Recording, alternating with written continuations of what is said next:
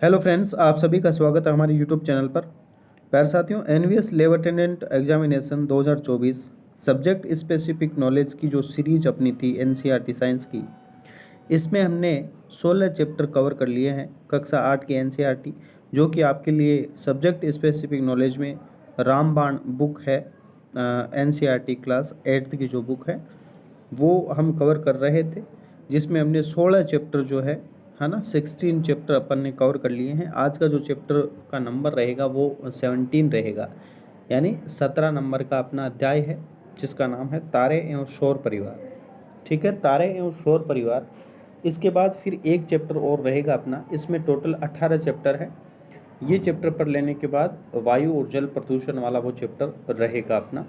तो आज के वीडियो में तारे एवं सौर परिवार अपन इस चैप्टर का अध्ययन करते हैं। यहाँ से निश्चित रूप से एक या दो सवाल आपको देखने को मिल सकते हैं आपके एग्ज़ाम में, सीधे सीधे एनवीएस लेव अटेंडेंट एग्ज़ाम में एक या दो सवाल सीधे सीधे देखने को मिल सकते हैं। तो इस वीडियो में आप अंत तक बने रहिएगा। चलिए इस वीडियो की शुरुआत एक कोटेशन के साथ अपन कर लेते हैं। हाँ, तो प्यारे साथियों, अपने सपनों को सांसों में रखना, हर सांस में आप अपना सपना संजो ये रखना, हर मंजिल को अपनी बाहों में रखना, जीत तेरी जरूर होगी एक दिन। अपने लक्ष्य को अपनी नज़रों में रखना प्यारे साथियों, अपने लक्ष्य को अपनी नज़रों में रखना, नज़रों से दूर मत कर देना लक्ष्य को। चाहे कैसी भी परिस्थितियां हो, कंडीशंस कैसी भी हो, अपने लक्ष्य को हमेशा नज़रों में रखना।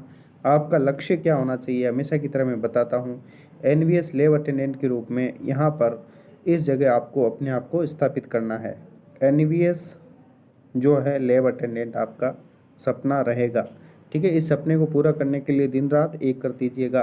निश्चित रूप से एग्ज़ाम इसका होगा, है ना, एग्ज़ाम डेट भी अनाउंस्ड होगी, सब चीज़ें होंगी, बशर्ते बस आपको इसमें लगातार कंटिन्यूटी बनाए रखना है इसमें।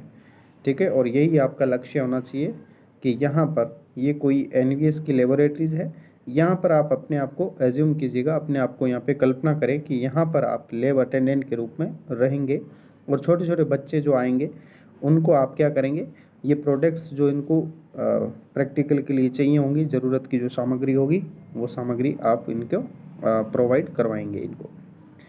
ठीक है, तो इसी के साथ ही अपना जो चैप्टर है वो शुरू करते हैं। और अभी तक आपने चैनल को सब्सक्राइब नहीं किया है तो ज़रूर इसको सब्सक्राइब कर लें, वीडियो को लाइक कर दें और शेयर करें, और वीडियो पर कमेंट करके बताना कैसा लगा। ठीक है, तो ये है अपना चैप्टर तारे एवं शोर परिवार। ठीक है, तो आइए इसको समझ लेते हैं। तो इस चैप्टर में देखो, शुरुआत ये बताई गई है कि गर्मियों की छुट्टियां हुई पहेली और बूझों को, और वे अपने दादा दादी के गांव गए, यानी शहर में रहते होंगे और गांव में गए हैं। तो गांव का माहौल क्या होता है, जहाँ पर जो है रात्रि का भोजन करने के बाद वे घर की छत पर गए, और उस दिन आकाश कैसा था, बिल्कुल स्वच्छ था, एकदम बिल्कुल क्लीन था, कोई बादल वगैरह कुछ नहीं बने हुए थे। और वे आकाश में अत्यधिक संख्या में चमकीले तारे देखकर आश्चर्यचकित हो उठे। आश्चर्यचकित क्यों उठे, क्योंकि शहर में उन्होंने पहले और बूझों ने कभी ऐसे तारे नहीं देखे थे। अपने शहर में उन्होंने ऐसा सुंदर दृश्य कभी नहीं देखा था। ठीक है ना, इसलिए वो आश्चर्यचकित रहे। देखो, ये पहली और बूझों को आप देख सकते हैं, जो किस प्रकार से ये छत पे खड़े हैं और आसमान की तरफ तारे और चंद्रमा का ये इनका अवलोकन कर रहे हैं, देख रहे हैं ना। रात्रि का आकाश बिल्कुल स्वच्छ है, और ये चित्र आप देख सकते हैं। अब देखो, पहली क्या जानना चाह रही है कि बड़े शहरों के आकाश में, आकाश से गांव का आकाश इतना भिन्न क्यों है। ये पहले कह रही है कि शहर के आकाश से ये गांव का आकाश इतना भिन्न क्यों है। तो उसके दादाजी कहते हैं कि चमकीले प्रकाश, धुएं तथा धूल के कारण, है ना, धुआं और धूल है, इन सब के कारण क्या होता है, बड़े बड़े शहरों में जो स्वच्छ आकाश है वो विरले ही दिखाई देते हैं, यानी कहीं कहीं जगह ही दिखाई देता है, बहुत कम देखने को मिलते हैं। उन्होंने रात्रि के आकाश में कुछ आकाशीय पिंडों की पहचान कर उनसे संबंधित कहानियाँ उनको सुनाई। दादाजी ने उन दोनों पोते पोती को कहानियाँ सुनाई अलग अलग तरह से। फिर क्या हुआ, हाँ, रात्रि के आकाश का अवलोकन करना चित्त आकर्षक वहीं हो सकता है जहाँ वातावरण स्वच्छ हो तथा चमकीला प्रकाश नहीं हो। ठीक है ना भाई, जब साफ और स्वच्छ दिखेगा तारे चंद्रमा जो चीज़ें हैं बिल्कुल साफ स्पष्ट नज़र आएगी, तभी तो चित्त को आकर्षित करेगा, यानी बहुत ही अच्छा लगने वाला, चित्त आकर्षक, यानी चित्त यानी मन, मन को आकर्षित करने वाला होना चाहिए। तो ये कैसा होगा? चित्त को आकर्षित करने वाला होता है। वही आकाश चित्त को आकर्षित करने वाला होता है जो बिल्कुल स्वच्छ होता है और साफ होता है। ठीक है, ये चीज़ यहाँ पे कही गई है। तो बाद में क्या है कि किसी स्वच्छ अंधेरी रात में आकाश की ओर दृष्टि डालिएगा। आकाश की ओर जब आप दृष्टि डालेंगे तो आपको समस्त आकाश कैसा दिखाई देगा? बिंदुओं के समान जो तारे इसमें टिमटिमाते हुए नजर आएंगे। ठीक है, हाँ, तो आपको समस्त आकाश में बिंदुओं के समान असंख्य तारे दिखाई देंगे, जिनमें कुछ बहुत चमकीले और कुछ अपेक्षाकृत मंद चमकीले तारे होंगे। ठीक है ना, और इनका सावधानी पूर्वक आप क्या करें भाई? प्रेक्षण करें। क्या सभी टिमटिमाते प्रतीत होते हैं? क्या तारे जो हैं सभी के सभी तारे टिमटिमाते हुए नजर आते हैं क्या? ये यहाँ पे पूछना चाह रहा है। क्या आपको तारे जैसा कोई ऐसा पिंड दिखाई देता है जो टिमटिमा नहीं रहा है? और इनमें जो पिंड टिमटिमाते नहीं है वे क्या होते हैं भाई? वे ग्रे होते हैं, है ना। सभी तारे जो हैं वो टिमटिमाते हुए नज़र नहीं आते हैं, और जो टिमटिमाते हुए नज़र नहीं आते हैं उन्हें क्या कहा जाता है? ग्रह कहा जाता है। नेक्स्ट आपके सामने आ जाएगा कि रात्रि के आकाश में सबसे अधिक प्रदीप्त पिंड चंद्रमा है। प्रदीप्त आप समझ चुके होंगे, पिछले अध्याय में हमने देखा था। प्रदीप्त यानी ऐसे पिंड जिनका अपना खुद का प्रकाश नहीं होता है, किसी अन्य पिंड के प्रकाश के द्वारा वो चमकते हैं। ठीक है ना, तो वो क्या है भाई? चंद्रमा हो गया अपना। अब मुझे एक चीज़ यहाँ पर आप बताएं कि तारे टिमटिमाते हुए नजर आते हैं आपको, तो प्रकाश की कौन सी घटना है जिसकी वजह से तारे टिमटिमाते हुए नजर आते हैं? प्रकाश की कौन सी ऐसी परिघटना है जिसकी वजह से तारे टिमटिमाते हुए नजर आते हैं? तो इसका आंसर अपन कर सकते हैं कि प्रकाश का अपवर्तन होता है। ठीक है, प्रकाश का अपवर्तन होता है ना, अपवर्तन के कारण ही तारे जो है अपन को टिमटिमाते हुए नजर आते हैं। तो ये चीज़ भी आप साथ के साथ ध्यान में रखें। हाँ, तो प्रदीप्त पिंड आप समझ चुके होंगे। इसके अलावा तारे, ग्रह, चंद्रमा तथा आकाश के बहुत से अन्य पिंड खगोलीय पिंड कहलाते हैं, है ना। चंद्रमा के साथ साथ जैसे तारे हैं, ग्रह है, या आकाश के बहुत से ऐसे अन्य पिंड जो होते हैं, इन पिंडों को क्या कहा जाता है भाई? खगोलीय पिंड इनको कहा जाता है। अब नेक्स्ट अपन देखेंगे खगोलीय पिंड क्या होते हैं। ठीक है ना, खगोलीय पिंड और उनसे संबंधित जो परिघटनाएं होती है उनके अध्ययन को क्या कहते हैं? उनके अध्ययन को खगोलिकी कहा जाता है। समझ रहे? यहाँ पर देखें आप कि खगोलीय पिंडों तथा उनसे संबंधित परिघटनाओं के अध्ययन को खगोलिकी कहा जाता है। प्राचीन भारत में हमारे पूर्वजों ने आकाश का सुव्यवस्थित रूप से अध्ययन किया। उस काल में खगोलिकी का उनका ज्ञान उन्नत था।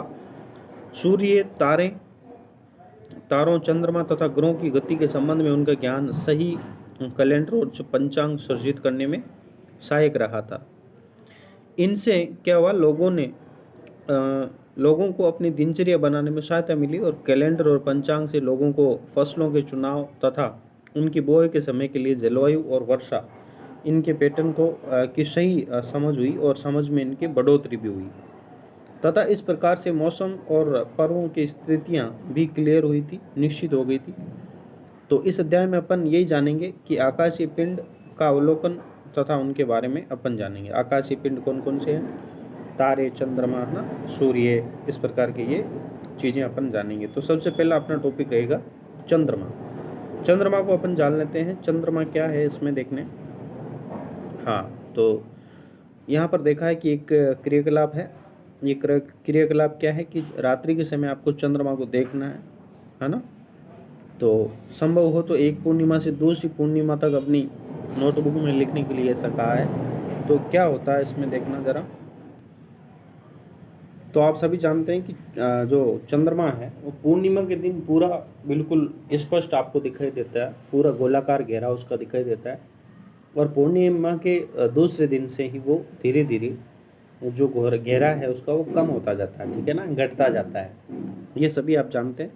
तो ये देखिएगा, पहली जो है यहाँ पर अपने नोटबुक में ये बना रही है, चंद्रमा का जो है ये अलग अलग स्थितियाँ बना रही है और इसको चंद्रमा की कलाएँ कहा जाता है, ठीक है ना, चंद्रमा की कलाएँ। अब देखना यहाँ पर देखते हैं, क्या चंद्रमा की आकृति में प्रतिदिन परिवर्तन होता है? बिल्कुल होता है। क्या ऐसे भी दिन है, क्या ऐसे भी दिन है जब चंद्रमा की आकृति पूर्णतः गोल प्रतीत होती है? बिल्कुल, पूर्णिमा के दिन होती है।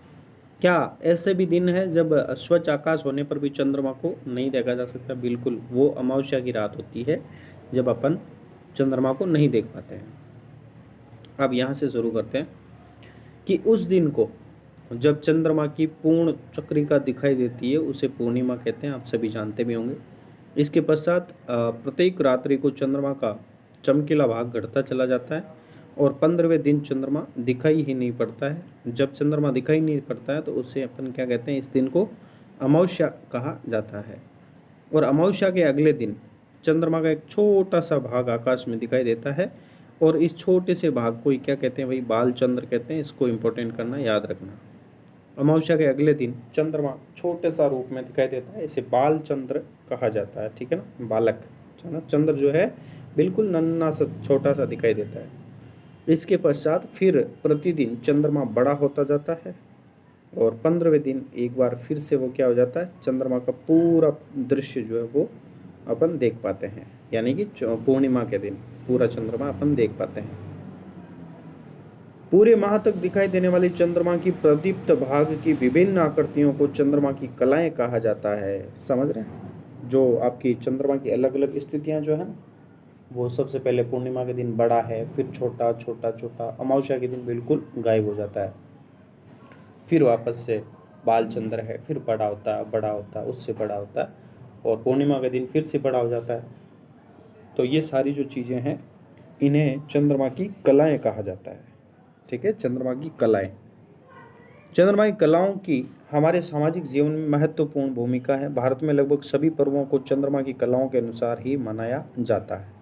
जैसे कि दिवाली जो है वो अमावस्या पर मनाई जाती है, बुद्ध पूर्णिमा, गुरु नानक जयंती ये पूर्णिमा के अवसर पर या पूर्णिमा पर मनाए जाते हैं, और महाशिवरात्रि जो है वो कृष्ण पक्ष की त्रयोदशी को मनाया जाता है, और जो बालचंद्र शुक्ल पक्ष की प्रथमा के दर्शन के अगले दिन ईद उल फितर जो है वो मनाई जाती है। तो ये त्योहारों से संबंध भी रखते हैं और त्योहारों की जो तिथियां वो भी इन्हीं के अनुसार निश्चित हो गई है हमारे देश में। अब देखना, एक पूर्णिमा से दूसरी पूर्णिमा तक की अवधि जो है वो 29 दिन की होती है ना, 29 जिसे कह सकते हैं, 29 डेज से कुछ अधिक होती है, जिसे सामान्य रूप में अपन 30 या 31 जैसे कहते हैं। तो सामान्य रूप से 30 दिन का एक महीना अपन मानते हैं, है ना, होती है, जिससे क्या कहते हैं भाई, बहुत से कैलेंडर में इस अवधि को एक माह भी कहा जाता है, एक माह, है ना, एक महीना से कहा जाता है। तो ये चीज़ भी आप समझते होंगे, जानते होंगे। बूझो क्या कह रहा है, चंद्रमा अपनी आकृति में प्रतिदिन परिवर्तन क्यों करता है? तो आइए इसके समझते हैं। कलाओं में जो इनकी कलाएं हैं वो कैसे भिन्न भिन्न होती है, इसके बारे में जानकारी लेते हैं। तो सबसे पहले इसके लिए आप देखो, एक डायग्राम यहाँ पे दे रखा है, चित्र जो दे रखा है यहाँ पर देखना। हाँ, तो देखें आप 200, हाँ ठीक है, ये वाला देखो। आइए ये जानने का प्रयास करें कि चंद्रमा की कलाएं क्यों दिखाई देती है, ठीक है ना, चंद्रमा की कलाएं जो है वो हमें क्यों दिखाई देती है, इस चीज़ को अपन जानने का प्रयास करते हैं कि चंद्रमा की कलाएं क्यों दिखाई देती है। और पिछला जो अध्याय था उसमें हमने पढ़ा था कि चंद्रमा जो है वो सूर्य तथा अन्य तारों की भांति अपना प्रकाश उत्पन्न नहीं करता है, देखा था ना, ये जब ही तो प्रदीप्त पिंड कहलाता है। हमें चंद्रमा इसलिए दिखाई देता है क्योंकि वह अपने पर पड़ने वाले सूर्य के प्रकाश को हमारी ओर परावर्तित करता है, तभी ये हमें दिखाई पड़ता है। इसलिए हम चंद्रमा के उसी भाग को देख पाते हैं जिस भाग से सूर्य का परावर्तित प्रकाश हमारी आंखों तक पहुंचता है, ठीक है। ये देखो, ये चित्र आप देख सकते हैं। यहाँ पर सूर्य का जो प्रकाश है वो पहले चंद्रमा पे पड़ा है। अब जिस स्थान पर सूर्य के जिस स्थान चंद्रमा के जिस स्थान पर जिस जगह पर सूर्य का प्रकाश पड़ा है और यहाँ से वापस ये परावर्तित होकर के हमारे सामने जो आया है, वो प्रकाश अपन देख रहे हैं, तो यही अपन वास्तव में चांद को अपन देख पा रहे हैं। जो प्रकाश सूर्य का प्रकाश चंद्रमा पे गिरता है और चंद्रमा से वही प्रकाश पृथ्वी तक आता है, जिसको अपन देख पाते हैं, तो वो अपन चंद्रमा के रूप में उसी को अपन देखते हैं। ठीक है ना। सूर्य का प्रकाश, जितना सूर्य का प्रकाश चंद्रमा पे गिरेगा, हम चंद्रमा के उसी भाग को देख पाते हैं। ठीक है ना। चंद्रमा जो है सूर्य के प्रकाश को जितना हमारी तरफ रिफ्लेक्ट करेगा, परावर्तित करेगा, चंद्रमा के उसी भाग को अपन देख पाते हैं। तो ये चीज़ आपको समझना है ना। हाँ, नेक्स्ट आता है आपका 17.2 वाला जो क्रियाकलाप है। ये क्रियाकलाप क्या है कि इसमें क्या है, एक बड़ी गेंद अथवा घड़ा लीजिए, इसके आधे भाग को सफ़ेद तथा आधे भाग को काला पेंट से पोतिए। इसमें क्या है, देखो ये एक घेरा बनाना इस प्रकार का, और इसमें बीच में किसी अपने दोस्त को खड़ा करना। यानी ये समझाना चाह रहा है कि जो चंद्रमा है वो अपनी कक्षा में वो क्या करता है भाई, गति करता है ना, किस प्रकार से अपनी स्थितियां हैं वो उत्पन्न करता है, और परिक्रमा कैसे करता है। पृथ्वी चंद्रमा के साथ ना सूर्य की भी क्या करता है भाई, परिक्रमा करता है। तो ये चीज़ यहाँ पे समझाने की कोशिश यहाँ पे की गई है, और ये जो चंद्रमा की कलाएं हैं वो भी यहाँ से स्पष्ट हो जाती है। तो इसको आप वीडियो को पॉज करके आप इसको आराम से पढ़ना। ठीक है ना। अपनी कक्षा में विभिन्न स्थितियों पर चंद्रमा की भिन्न भिन्न प्रतीत होती है ना, चंद्रमा भिन्न भिन्न प्रतीत होता है। ठीक है। उसके बाद अपन देखें तो यहाँ पर एक डायग्राम अपन और देख सकते हैं, जैसे ये हमने देखा है अभी। ठीक है। हाँ, तो ये वापस यहाँ पे रिपीट हुआ है, कोई बात नहीं। उसके बाद देखें आपका जो है इस प्रकार से देखना कि एक मिनट, अब यहाँ पर देखें कि चंद्रमा की अपने अक्ष पर या अपनी कक्षा में चंद्रमा की स्थितियाँ और संबंधित उसकी कलाएं, सारी चीज़ें यहाँ पे चित्र के माध्यम से यहाँ पे दिखा रखी है। ठीक है ना। ये इसकी कलाएं हैं बिल्कुल। ठीक है। और ये इसकी स्थिति आप देख सकते हैं। ठीक है। यहाँ पर इस चित्र के माध्यम से बिल्कुल आसान तरीके से देख पाएंगे। हाँ, तो अब यहाँ से आप पढ़ना शुरू करें कि याद रखिए, चंद्रमा पृथ्वी की परिक्रमा करता है। चंद्रमा जो है पृथ्वी की क्या करता है, परिक्रमा करता है। पृथ्वी चंद्रमा सहित सूर्य की भी परिक्रमा करती है। पृथ्वी जो है वो चंद्रमा के साथ साथ सूर्य की भी परिक्रमा करती है। ये इस चित्र से आपके स्पष्ट हो जाता है। ये वाला चित्र आप देखें, ये चंद्रमा है, पृथ्वी, और ये आपका यहाँ पे सूर्य है। तो ये चीज़ें आपकी स्पष्ट हो जाती है। ठीक है। ये आपस में क्या करते हैं भाई, चक्कर लगाते हैं। यानी चंद्रमा जो पृथ्वी की चक्कर लगा रहा है, आप देख पा रहे होंगे, चंद्रमा जो है पृथ्वी की चक्कर लगा रहा है। इसके बाद जो पृथ्वी है वो चंद्रमा के भी चक्कर लगाती है। ये पृथ्वी जो है ये चंद्रमा के तो चक्कर लगा ही रही है, चंद्रमा के तो चक्कर लगा ही रही है, लेकिन इसके भी आपके क्या लगा रही है, सूर्य के भी क्या लगा रही है, चक्कर लगा रही है।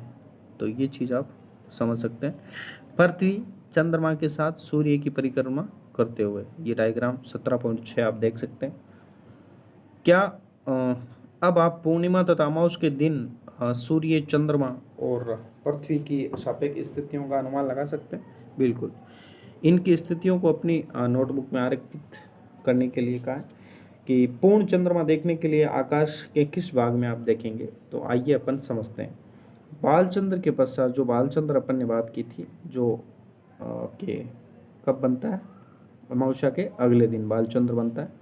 बालचंद्र के पश्चात पृथ्वी से देखने पर प्रतिदिन चंद्रमा की प्रदीप्त भाग में वृद्धि होती है। ठीक है ना, वृद्धि होती जाती है, प्रदीप्त भाग को अपन देख पाते हैं।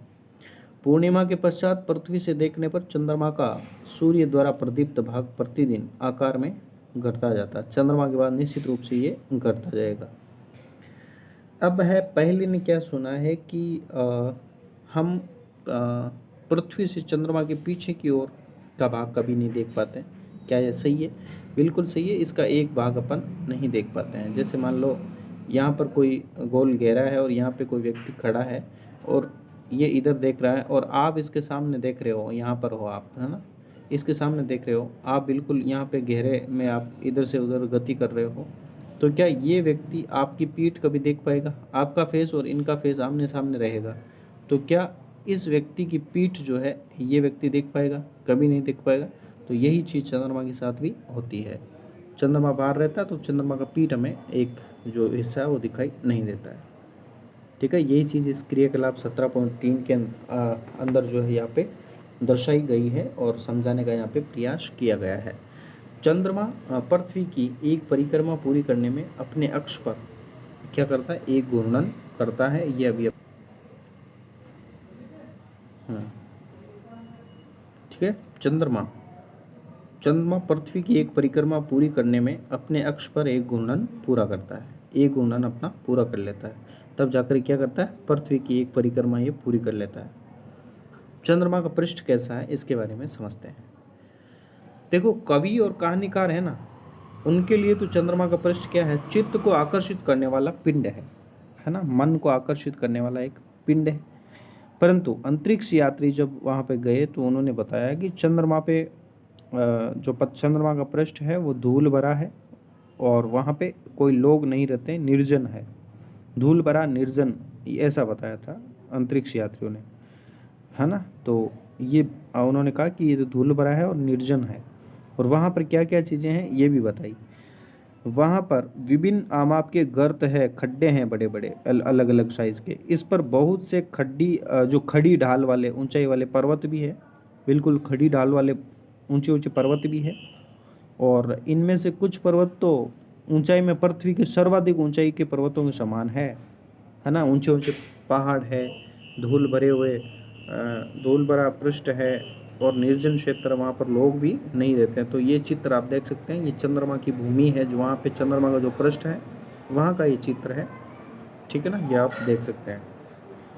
अब देखें यहाँ पे लिखा है चंद्रमा पर न तो वायुमंडल है, क्या है भाई?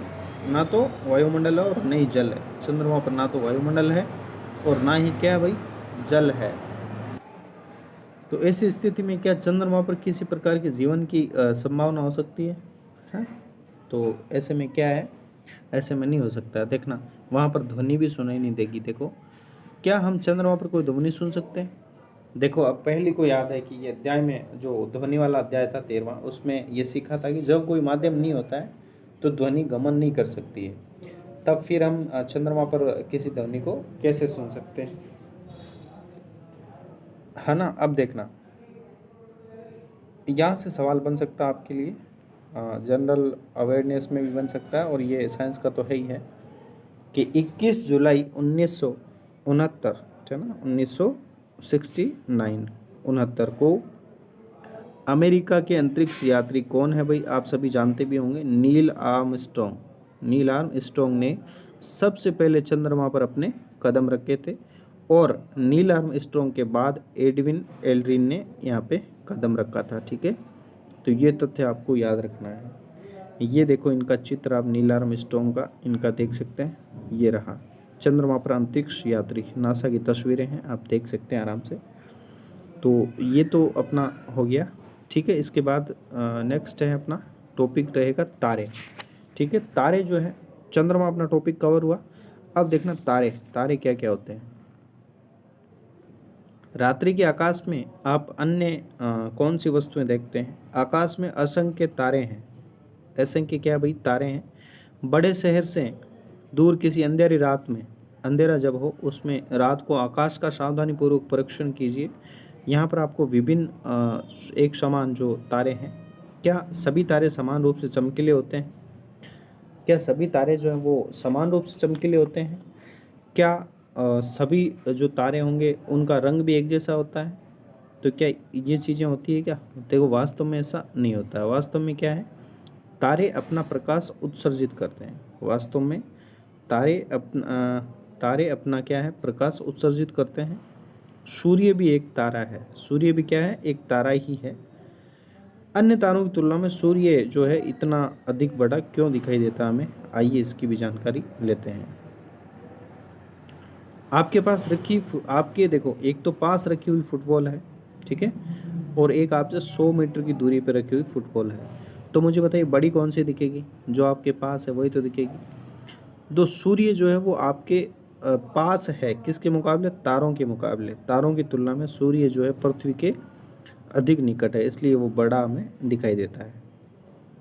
ठीक है, तारे सूर्य की तुलना में लाखों गुना अधिक दूर है, तारे जो है बहुत दूर है, लाखों गुना अधिक दूर है, इसलिए तारे हमें बिंदु जैसे प्रतीत होते हैं और सूर्य जो है नज़दीक होता है, इसलिए आपको बड़ा दिखाई देता है।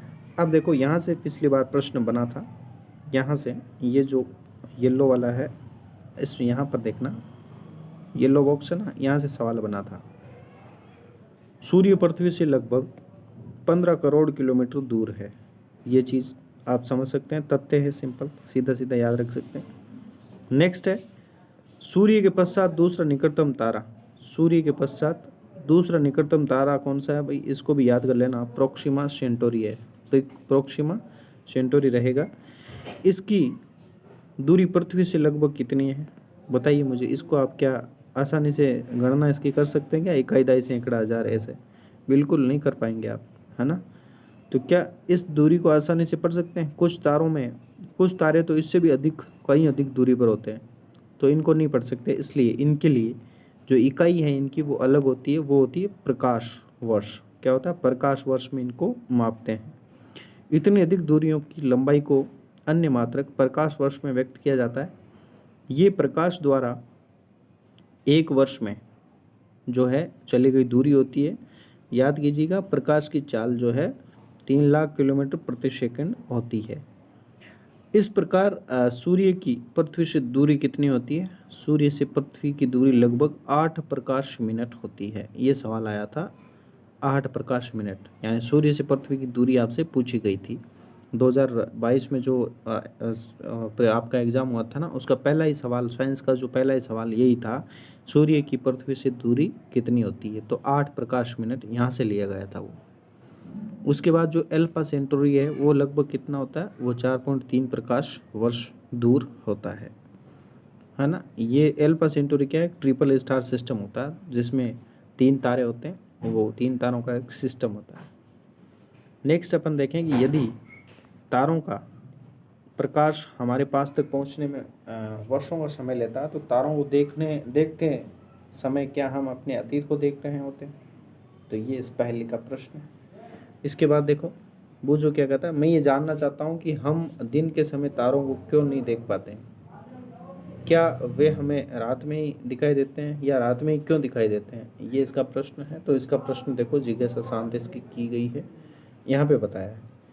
देखो वास्तव में क्या होता है, जो तारे होते हैं ना आकाश में, तारे दिन में भी होते हैं, वास्तव में दिन के समय भी तारे जो आसमान में होते हैं, तथापि उस समय सूर्य के तीव्र प्रकाश के कारण वे हमें दिखाई नहीं देते हैं। दिन में सूर्य का प्रकाश इतना तेज होता है कि हम उन तारों को देख नहीं पाते हैं। सूर्य के तीव्र प्रकाश के कारण तारों का जो कम प्रकाश है, उस वजह से वो अपन तारे नहीं देख पाते हैं दिन के समय। कुछ प्रमुख तारों अथवा तारों के समूह का आकाश में लगभग 2 घंटे या अधिक समय तक आप प्रेक्षण करें और आपको क्या पता चलता है, क्या आप आकाश में तारों की स्थितियों में कोई परिवर्तन होता हुआ पाते हैं, तो बिल्कुल हाँ पाएंगे। देखना, आप ये पाएंगे कि तारे पूर्व से पश्चिम की ओर गति करते हुए प्रतीत होते हैं, पूर्व से पश्चिम की ओर गति करते हैं। कोई तारा जो सूर्य अस्त होते ही पूर्व में उदय होता है, जैसे सूर्य अस्त हुआ वो पूर्व में उदय होगा। सामान्यतः सूर्य उदय से पहले ही, और जो सूर्य उदय होगा उससे पहले ही पश्चिम में वो क्या हो जाएगा, अस्त हो जाएगा। ठीक है ना, ऐसे तारे भी होते हैं आसमान में, हमने देखा है। तारे पूर्व से पश्चिम की ओर गति क्यों करते हैं, गति करते हुए प्रतीत क्यों होते हैं, इसका अपन पता लगाते हैं। देखो ये विपरीत होता है। किसी बड़े कमरे के बीच में खड़े होकर घूर्णन कीजिए, कमरे में रखी हुई वस्तुएं किस दिशा में जा रही है, विपरीत दिशा में जा रही है। क्या आप इन वस्तुओं को अपनी गति की विपरीत दिशा में गतिमान पाते हैं, बिल्कुल पाते हैं। देखना, पहली याद करती है कि जब वह किसी रेलगाड़ी में चलती है, हाँ आप भी देख लेना, किसी रेलगाड़ी या बस या किसी भी व्हीकल में आप बैठ करके यात्रा करते हैं, तो बाहर की तरफ आप जब देखते हैं तो जो आपके पेड़ पौधे या बिल्डिंग्स जो बनी हुई होती हैं, पेड़ पौधे स्पेशली जो आपके होते हैं, वो पीछे की ओर गति करते हुए आपको प्रतीत होते हैं। तो रेलगाड़ी में होती है तो निकट के वृक्ष तथा भवन पीछे की दिशा में जाते हुए प्रतीत होते हैं। यदि हमें तारे पूर्व से पश्चिम की ओर गमन करते हुए प्रतीत होते हैं तो इसका क्या अर्थ है? इसका अर्थ क्या है भाई? कि पृथ्वी जो है वो पश्चिम से पूर्व की दिशा में घूर्णन करती है। बिल्कुल इसका अर्थ यही होता है। हाँ, नेक्स्ट है, अब मैं समझा कि हमें सूर्य पूर्व में उदय होता हुआ तथा पश्चिम में अस्त होता हुआ क्यों प्रतीत होता है। ऐसा पृथ्वी के अपने अक्ष पर पृथ्वी पश्चिम से पूर्व घूमेगी, पश्चिम से पूर्व घूमेगी, तभी हमें जो है ये पूर्व से पश्चिम की ओर ये सूर्य गति करता हुआ नजर आता है। ठीक है, तो इसी कारण ये होता है। अब नेक्स्ट अपन बात कर लेते हैं, जिसमें देखते हैं कि पहली कुछ कह रही है यहाँ पे। हाँ, तो क्या कह रही है कि मेरे दादाजी ने मुझे बताया था कि आकाश में, क्या भाई, आकाश में एक ऐसा तारा है जो एक ही स्थान पर स्थिर दिखाई देता है। ये कैसे पॉसिबल है, कैसे संभव है? तो ये ध्रुव तारा की बात कर रही है। अब देखो यहाँ पे एक क्रियाकलाप के माध्यम से समझाया है। क्रियाकलाप ये है कि ये आप एक छाता लेते हैं, अम्ब्रेला। इसमें देखो इसकी प्रत्येक ताड़ी पे आपने कागज़ से स्टार बनाए हैं, है ना, प्रत्येक ताड़ी पे बना रखे हैं, चिपका रखे हैं, और एक स्टार बीचों बीच यहाँ पे भी बनाया हुआ है। और अब जैसे छाता आपने खोल रखा है और उस छाते को आप घुमाएंगे ना, रोटेट करेंगे, इसको घुमाएंगे, तो सारे तारे आपको घूमते हुए नज़र आएंगे। लेकिन ये जो बीच वाला तारा है ना, ये वाला तारा आपको घूमता हुआ नज़र नहीं आ रहा है, एक जगह स्थिर आपको नज़र आ रहा है। तो ये आपको ध्रुव तारा को समझाने के लिए इस प्रकार से बनाया हुआ है। ठीक है, तो छाते के माध्यम से आपको ध्रुव तारा समझाया हुआ है। ये चीज़ आप पढ़ सकते हैं यहाँ पर। यहाँ से देखें, अब वास्तव में क्या है कि वास्तव में ध्रुव तारा एक ऐसा ही तारा है जो पृथ्वी के अक्ष की दिशा में स्थित है। पृथ्वी की जो अक्ष है ना, उसकी दिशा में है। जो जैसे मान लो ये छाता का अक्ष क्या था, ये छाते का अक्ष था, है ना, एक्स था। इस एक्स की दिशा में ये, इसलिए हमें स्थिर नज़र आ रहा है। इसी प्रकार से सूर्य भी क्या है, ध्रुव भी क्या है, पृथ्वी के अक्ष की दिशा में स्थित है, और ये गति करता हुआ प्रतीत नहीं होता है। ठीक है ना, गति करता हुआ प्रतीत ही नहीं होता है ना। तो इस प्रकार से इस ध्रुव तारा का कंसेप्ट भी आप समझ सकते हैं। देखो ये पृथ्वी का अक्ष है, और इस अक्ष के अनुदिश या एक्स के दिशा में आपको क्या है भाई, आपको ध्रुव तारा यहाँ पे नज़र आ रहा है, तो पृथ्वी के एक्स की दिशा में स्थित है, जो हमें गति करता हुआ प्रतीत नहीं होता है। ध्रुव तारा पृथ्वी के घूर्णन अक्ष के निकट स्थित है। ठीक है, तो ये अपना तारा टॉपिक भी कंप्लीट हुआ। अब तारा मंडल के बारे में समझते हैं, और यहाँ से भी एक सवाल यहाँ से पूछा गया था, देखना यहाँ से। देखो इस चैप्टर से दो या तीन सवाल आपसे पूछे जा सकते हैं। तो देखो, कुछ समय तक आकाश में परीक्षण कीजिए और तारे देखना, आपको अलग अलग आकृतियाँ आपको दिखाई देती है क्या? तो हाँ, बिल्कुल दिखाई देती है। विभिन्न प्रकार की अलग अलग आकृतियाँ तारों की जो है वो दिखाई देती है। तो अब देखना तारा मंडल क्या होता है। पहचाने जाने योग्य आकृतियों वाले तारों के समूह को, यानी ऐसे तारे जिनको अपन पहचान सकते हैं, उनकी जो तार है, उनकी आकृतियाँ जो है, उनको क्या कहते हैं भाई? पहचाने जाने योग्य आकृतियों वाले तारों के जो समूह है, तारों का समूह है, उनको तारा मंडल कहा जाता है। अब देखो यहाँ पर देखना, प्राचीन काल में मनुष्यों ने आकाश में तारों को पहचानने के लिए तारा मंडलों की भी अभिकल्पना की थी। तारा मंडलों की आकृतियाँ उन व्यक्तियों की सुपरिचित वस्तुओं के समान सदृश थी। अब देखना यहाँ पर रात्रि के आकाश में कुछ तारा मंडलों की आप आसानी से पहचान कर सकते हैं। इसके लिए आपको ये जानना होगा कि कोई विशिष्ट तारा मंडल कैसा दिखाई देता है, और रात्रि के आकाश में उसे कहाँ पर आपको देखना होगा। तो अब देखना तारामंडल में आपको बताता हूँ जहाँ से प्रश्न बने थे आपके। ये देखो, ये इस चित्र को आप देखना। हाँ, तो इस डायग्राम को आप देखें ज़रा, यहाँ पर देखना, यहाँ से आपके जो देखो यहाँ पे तारामंडल, चार तारामंडल यहाँ पे आपको दिखाई दे रहे होंगे। एक तो ग्रेट बियर है, ठीक है ना, ये इस प्रकार सा, ये कलसी के आकार का ये आपको दिखाई दे रहा है, ग्रेट बियर। दूसरा है ओरायन, ठीक है ना, ओरायन तारामंडल है। तीसरा है ये डब्लू या एम जैसा आप कह सकते हैं, ये है कैसियोपिया। और फोर्थ है आपका क्या, लियो मेजर। लियो मेजर ये शेर जैसा ऐसे दिखाई दे रहा है। तो इनको आप एक एक को आराम से देख सकते हैं। ये भालू जैसा है, बियर जैसा है, ये आकृति इस प्रकार की आकृति है, ये देखो, ये बैठी हुई कोई लेडी है, ठीक है, ये शेर जैसा है, इस प्रकार से ये आकृतियाँ बनी हुई है, इनको आराम से देखें आप, है ना। रात्रि के आकाश में कुछ तारामंडल, चित्र 17.11। अब देखना यहाँ पर, देखो इसको, जहाँ से सवाल आपके बन सकते हैं, इस बार यहाँ से आपको सवाल पूछे जाने की संभावना प्रबल होती है। इसको वेरी वेरी इंपॉर्टेंट आप कर लेना, very very very very important आप कर सकते हैं। देखो, सर्वविख्यात तारामंडलों में से, जो सर्वविख्यात तारामंडल है उनमें से एक विख्यात तारामंडल सप्तऋषि है। सप्तऋषि भी एक विख्यात तारामंडल है, जिसे आप गर्मियों में रात्रि के प्रथम प्रहर में देख सकते हैं। जो गर्मियों में है उस समय पहला प्रहर है, उसमें अपन देख सकते हैं। इसको क्या कहते हैं? इसे इस तारामंडल को बिग डीपर के नाम से जाना जाता है। बिग डीपर कह सकते हैं, ग्रेट बियर कह सकते हैं, या इसी कोई अर्सा मेजर भी कहा जाता है। देखो, इसके 3 नाम हो गए। ग्रेट डीपर भी, ग्रेट बियर कह सकते हैं, बिग डीपर कह सकते हैं, और अर्सा मेजर भी इसी को ही कहा जाता है। इस तारामंडल में 7 सुस्पष्ट तारे होते हैं। इसमें क्या होते हैं भाई? 7 सुस्पष्ट तारे होंगे, और ये बड़ी कलछी के समान होता है। कलछी आप समझते हैं ना, बड़ी कलछी जो पुराने समय में अपने पास होती थी, जिससे अपन पानी पीते थे। पानी पीने के लिए जो कलश यूज करते थे ना, जो लंबी डंडी वाला, वो होता कलसी। या तो कलसी जैसा कह सकते हैं, या जो आपका ये प्रश्न चिन्ह होता है, इस प्रश्न चिन्ह के समान भी आपसे पूछा जा सकता है। तो बड़ी कलसी या प्रश्न चिन्ह जैसा प्रतीत होता है।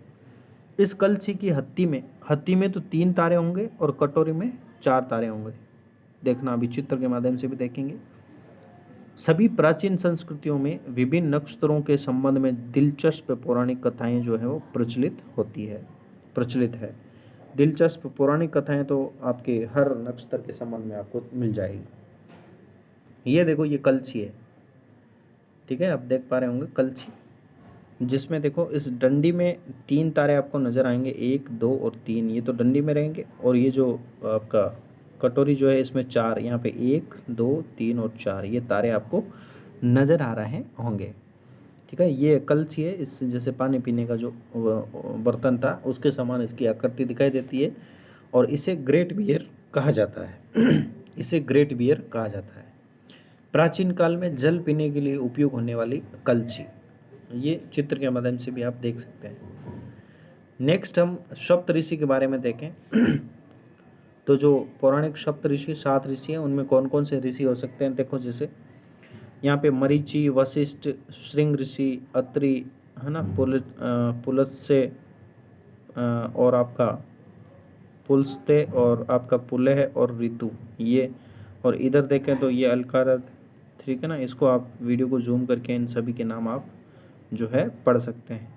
मिजार है, फिर अलियोत है, फिर आपके आ जाते हैं मेग्रेज है, फिर यहाँ पे देखो फेकदा, फिर मेरख, फिर यहाँ पे डवे। ये आपके सप्तऋषि के नाम आप देख सकते हैं। अब नेक्स्ट है आपके सामने कुछ क्रियाकलाप यहाँ पे बताया गया है 17.6। इसमें कुछ घंटों तक तारामंडल का प्रेक्षण आप करना है, और उसके बाद इसमें क्या क्या परिवर्तन होते हैं उन चीज़ों को आपको देखना है। और तारामंडल पूर्व से पश्चिम की ओर गति करता है या नहीं करता है, वो चीज़ें यहाँ पे बता रखी है। तो इसको आप वीडियो को पॉज करके इसको आप पढ़ें। मैंने ये सुना है कि हम सप्तऋषि की सहायता से ध्रुव तारे का निर्धारण भी कर सकते हैं। तो बिल्कुल कर सकते हैं, ध्रुव तारे का भी निर्धारण यहाँ पे किया जा सकता है। और इसमें देखो 17.7 में यही चीज़ बता रखी है कि ध्रुव तारे का निर्धारण सप्तऋषि के माध्यम से, इस जो अर्सा मेजर है अपना, जो ग्रेट बियर है, इसके माध्यम से भी कर सकते हैं। देखो, हमने बात की थी कि इसमें जो है कलसी जो होती है, जो कलसी के समान जो तारा है अर्सा मेजर, इसमें 1, 2, 3, 4, 5, 6 और 7 ये तारे हैं।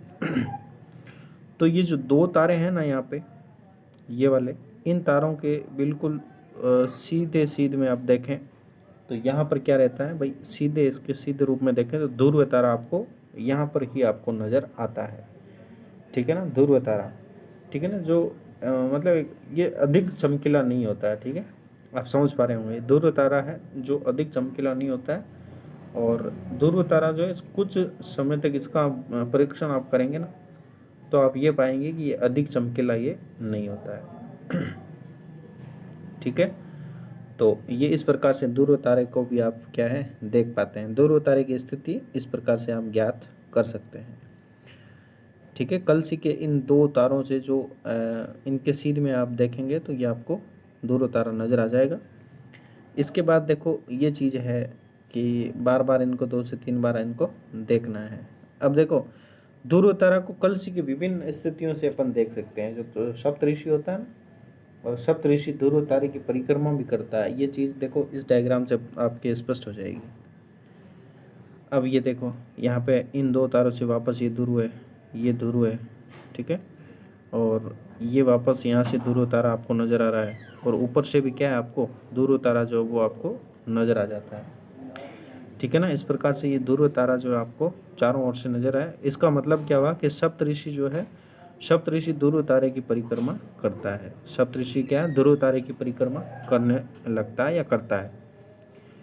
वास्तव में सभी तारे ध्रुव तारे की परिक्रमा करते प्रतीत होते हैं। सभी तारे जो है वो ध्रुव तारे की परिक्रमा करते हुए आपको प्रतीत होते हैं। ध्यान दीजिएगा, ध्रुव तारा दक्षिणी गोलार्ध में नहीं दिखाई देता। इंपॉर्टेंट करना, ध्रुव तारा जो है वो दक्षिणी गोलार्ध में दिखाई आपको नहीं देगा। सप्तऋषि जैसे उत्तरी गोलार्ध में, कुछ तारामंडल भी दक्षिणी गोलार्ध में कुछ स्थानों से दिखाई नहीं देते हैं। देखो दक्षिणी गोलार्ध में ना तो ध्रुव तारा दिखाई देगा, और जैसे सप्तऋषि जैसे जो होते हैं ना तारामंडल अपने, वो भी आपकी क्या है दक्षिणी गोलार्ध में कुछ स्थानों से आपको दिखाई नहीं देते हैं। तो इन चीज़ों को भी आप ध्यान में रखें। दूसरा अपना तारामंडल आता है ओराइन।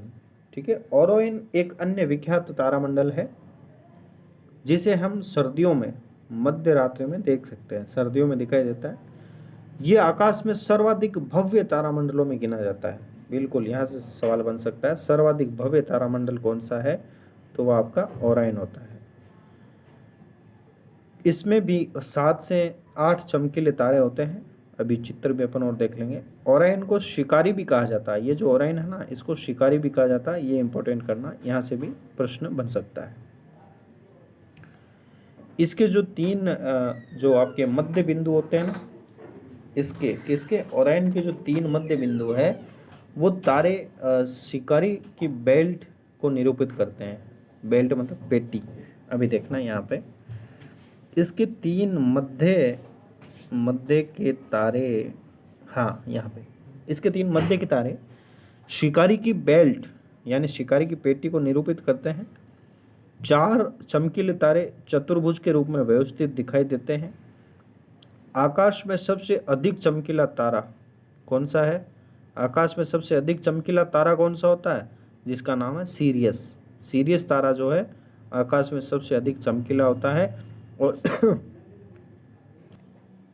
और मज़े की बात यह है कि आकाश का सबसे चमकीला तारा है ना ये सीरियस, ये कहाँ पर होता है? ये ओरियन के निकट दिखाई देता है। ठीक है ना, जो अपना ओरायन तारा है, जो तारामंडल है, इसके निकट ही ये दिखाई देता है। तो ये बात भी इम्पोर्टेंट हो जाती है। ठीक है, इसके बाद देखें कि सीरियस को ढूंढने के लिए ओरायन के मध्य के 3 तारों से गुजरने वाले रेखा की कल्पना आप कर सकते हैं। इसके अनुदिश पूर्व दिशा की ओर देखेंगे तो यहाँ पर आपको ओरायन जो है वो आपको दिखाई दे जाएगा। इस रेखा के अनुदिश आपको एक अत्यंत चमकीला तारा दिखाई देगा, और यही जो तारा है वो सीरियस तारे के रूप में आपको नज़र आता है, और यही आपका सीरियस तारा होता है। ठीक है, जैसे इस प्रकार से आप देख सकते हैं सीरियस तारा। ठीक है ना, ये मध्य के जो 3 तारे हैं ना इसके, यहाँ से आप सीरियस तारा को आप पहचान सकते हैं, देख सकते हैं। नेक्स्ट आपका हो जाएगा देखो सीरियस हो गया। सीरियस की स्थिति ज्ञात करना। अब सबसे इम्पोर्टेंट जो आपका सवाल बना था एग्जाम में वो ये था, हाँ एम आकृति का आपसे पूछा गया था। उत्तरी आकाश में एक अन्य प्रमुख तारामंडल कैसियोपिया है। ये सर्दियों में रात्रि के प्रथम प्रहर में दिखाई देता है। शर्मिष्ठा भी कह सकते हैं इसको, शर्मिष्ठा नाम आया था हिंदी में। कैसियोपिया है, ये सर्दियों में रात्रि के प्रथम प्रहर में दिखाई देता है। ये अंग्रेजी के W या M के बिगड़े हुए स्वरूप जैसा आपको दिखाई देता है। अंग्रेजी वर्ण का W या M जैसा दिखाई देने वाला तारामंडल कौन सा है? ये आपका कैसियोपिया है। तो ये चीज़ को आप याद रखेंगे, ठीक है ना। 17.11C आप देख सकते हैं, 17.11C जो है ऊपर जो थे ना वो 4 अपन ने दिखाए थे अभी, तो वो तारामंडल जो है शर्मिष्ठा ये रहा आपका कैसियोपिया, ठीक है, कैसियोपिया। तो इस प्रकार से ये अपने जो है तारामंडल भी आपका कंप्लीट हो जाता है। और इसके बाद जो अपना टॉपिक रहेगा सौर परिवार, ठीक है। सौर परिवार जो है, देखो आज का वीडियो थोड़ा सा बड़ा हो जाएगा, इसलिए सौर परिवार जो है अपना नेक्स्ट वीडियो में अपन सौर परिवार देखेंगे। तो इससे पहले आप थोड़ी सी ये जानकारी भी ले लें कि क्या आप जानते हैं किसी तारामंडल में केवल 5 से 10 तारे नहीं होते हैं, इसमें बहुत सारे तारे होते हैं। तथापि हम अपनी नंगी आंखों से किसी तारामंडल के केवल चमकीले तारों को ही अपन क्या है देख पाते हैं। जिनमें तारों से मिलकर कोई तारामंडल बनता है, वे सब हमसे समान दूरी पर नहीं होते हैं, वे आकाश में केवल एक दृश्य रेखा में होते हैं, वे आकाश में केवल एक दृश्य रेखा में होते हैं। तो ये इस प्रकार से आपके हो जाएगा, ठीक है। अब नेक्स्ट अपना टॉपिक रहेगा सौर परिवार, जो कि अपन नेक्स्ट वीडियो में अपन इसको कवर करेंगे। तब तक के लिए आप सभी का बहुत बहुत धन्यवाद, और इसका रिवीजन आप ज़रूर करते रहें। मिलते हैं किसी नेक्स्ट वीडियो में, तब तक के लिए आप सभी का वीडियो में अंत तक बने रहने के लिए आप सभी का बहुत बहुत धन्यवाद। प्यारे साथियों, वीडियो अच्छा लगा हो तो चैनल को सब्सक्राइब जरूर करें, वीडियो को लाइक कर दें और इसको शेयर करना ना भूलें, और कमेंट करके बताएं वीडियो कैसा लगा। Thank you.